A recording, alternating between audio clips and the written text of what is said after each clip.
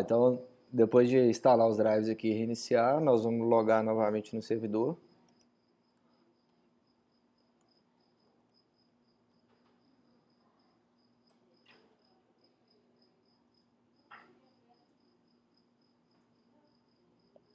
E aí a vantagem dos drives instalados é que a gente consegue já redimensionar a janela aqui e ter um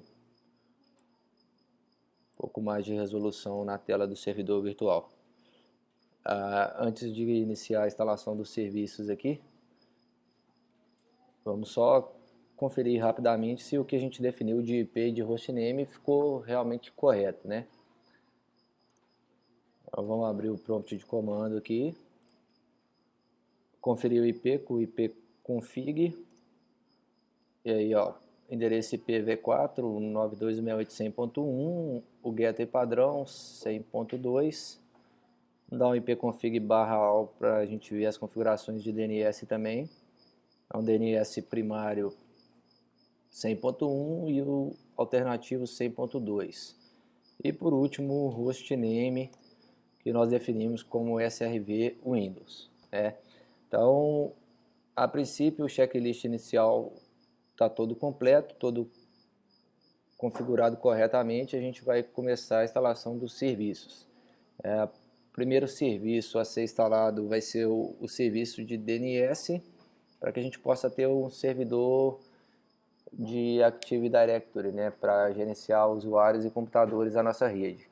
Lembrando que não dá para instalar o AD se não tiver um servidor de DNS para responder pelo domínio, né, para resolver os nomes de domínio, nome de host, etc. Tá? Então, para fazer essa instalação em conjunto, a gente vai utilizar a ferramenta da Microsoft, que é o DC Promo. Só lembrando, como a gente havia falado anteriormente, no momento que a gente rodar o DC Promo, ele finalizar a instalação do DNS e do AD, ele vai voltar aqui e vai definir o servidor DNS preferencial como 127.0.0.1, que é o IP de localhost, né? Porque não dá para os caras adivinharem qual IP você vai colocar no seu servidor, então usa IP de localhost para apontar para o próprio servidor. E é bom que a gente volte aqui e redefine essas configurações conforme anteriormente, ok? Então nós vamos executar o DC Promo pelo prompt de comando ou pelo menu executar, e a gente pode fechar o prompt aqui e vamos dar início à instalação dos serviços de domínio do AD. Lembrando, durante a instalação do AD, ele vai verificar a instalação, se existe um servidor DNS, se esse serviço já está instalado. Caso não exista, ele vai pedir para que a gente configure e vai instalar e configurar o servidor DNS, transformando esse servidor como servidor DNS também.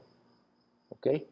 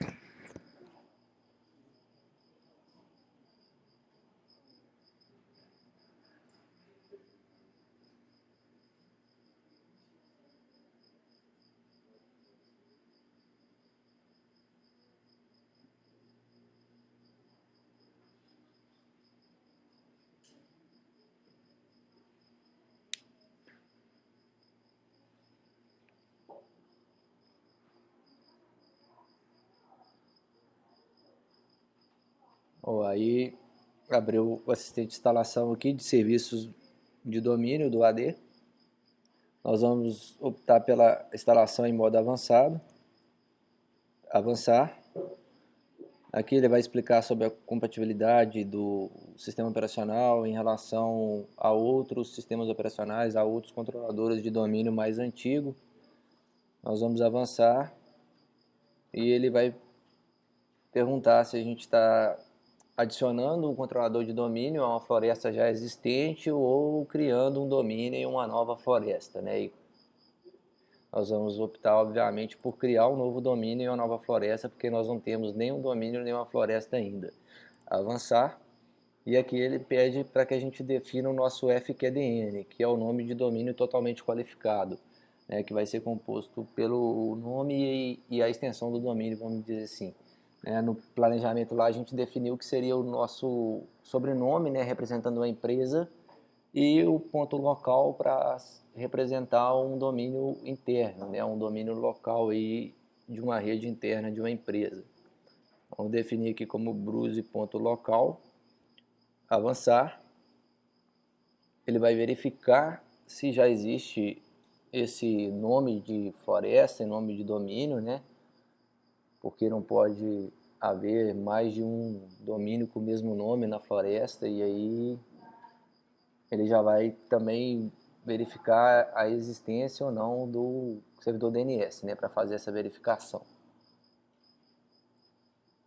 E vai solicitar também a definição do NetBIOS de domínio, né, que seria, vamos dizer assim, um apelido para o domínio, para evitar que você tenha que usar o FQDN toda hora, porque pode ser que em algum caso nós tenhamos um nome de domínio muito grande, né? Fica muito extenso ali, então a gente usa o NetBIOS para facilitar aí a chamada pelo domínio. Então ele já sugeriu aqui que o NetBIOS seja Bruse, né? Ele só retirou a extensão lá, o ponto local, tá? Então nós vamos aceitar, avançar. Ele pede para que a gente defina o nível funcional da floresta.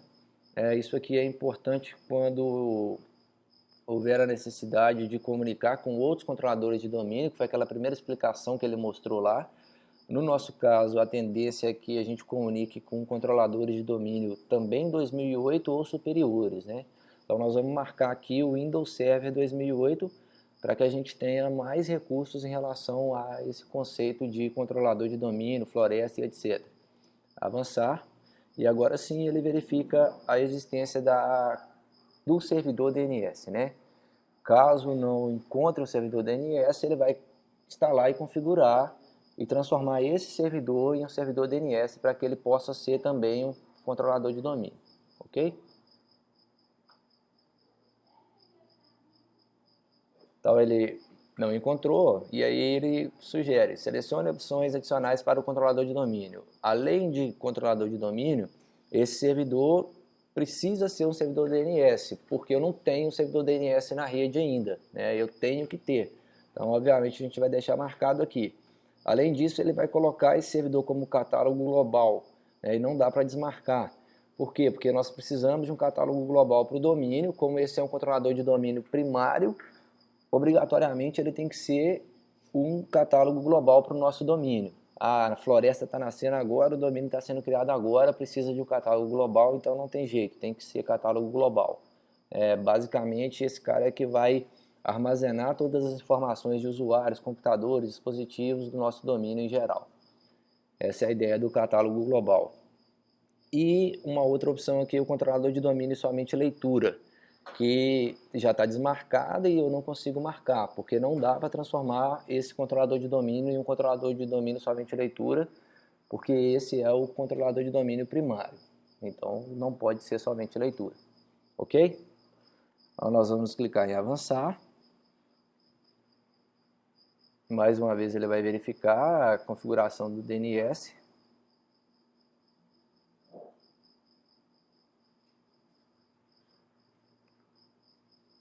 E aí ele fala que não foi possível criar uma delegação para esse servidor DNS, porque obviamente não existe um servidor DNS ainda, então não tem como criar uma delegação para esse controlador de domínio no servidor DNS que não existe.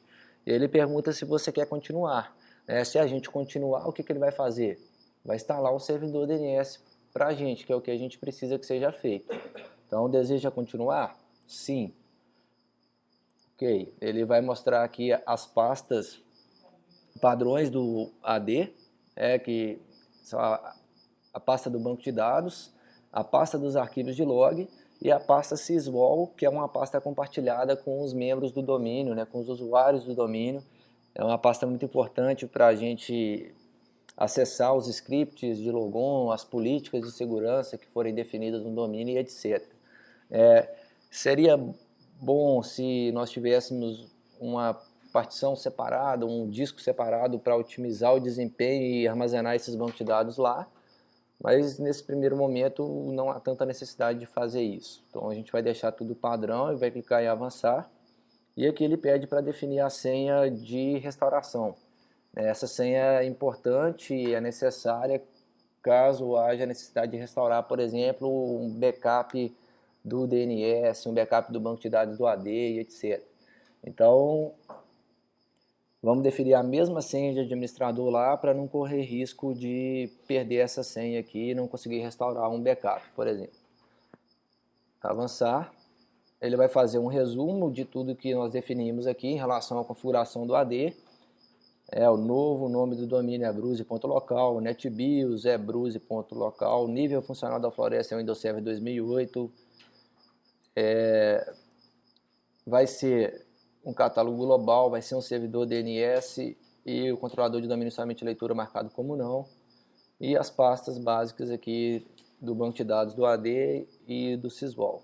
E aqui ele fala, o serviço de servidor DNS será instalado, será configurado, e o computador será configurado para utilizar esse servidor como DNS preferencial.